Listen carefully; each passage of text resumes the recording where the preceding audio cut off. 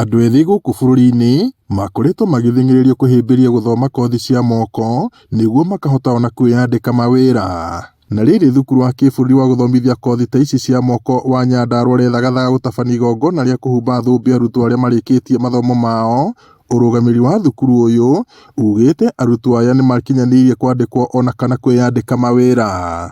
All our students now we are taking them through the CBET curriculum, which is actually skill based, which is hands on, and our graduates are actually qualified and ready for the job market. Kũndũ gũkũ nĩ mathomithagio nginya marketing skills ya kĩndũ kĩrĩa ũrendia, approaches iria ũrahũthĩra nĩguo ũgerie convince mũndũ atĩ no gũthondekera kĩndũ gĩkĩ na kĩagĩre, na mũndũ ũcio akahota kũgĩa na agakũhe, can I say, some trust of some sort, nĩguo nawe ũkona katoni arakũrora akona mũndũ ũyũ ti ndaumire na kũguo na kũrĩa umire ũkambĩrĩria gũturatura haha.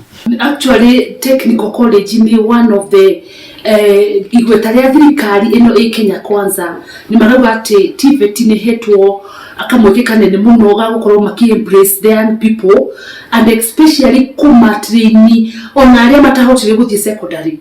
Koguo ithĩ mĩrango itũ ĩkoragwo ĩ mĩhingũku kũrĩ andũ othe. Ngito ũcio wathire secondary na kinyite a certain grade ona ũcio ũtahotire gũthiĩ. Thĩinĩ wa mathomo maya arutwo marerĩkana nĩ manoragwo kũigana ciĩgiĩ mawĩra maya, ũndũ ũrĩa ona ũngĩmahe mweke wa kũruta mawĩra thĩinĩ ona nja wa bũrũri.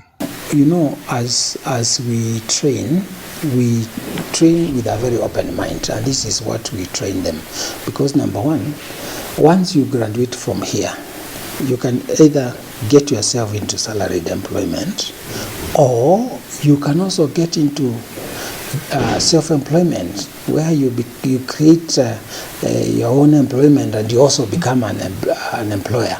So that is an area we are really emphasizing through training them on entrepreneur skills. Uteithio inayo ni flexibility na muno emphasis ya hands-on skills.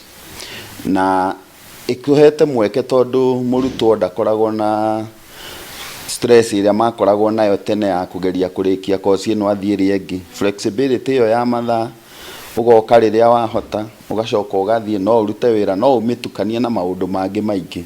In our Nyandarua County and Nyandarua National Polytechnic, no tuhote kumaheka mweke, kumatraini, mahote gũthiĩ in those industries nĩ mekuona mawĩra, na we want to expose them to what is locally in Nyandarua. Ngiriboto Inooro TV kuma kaunti-inĩ ya Nyandarua, njĩtagwo Peter Mwangi.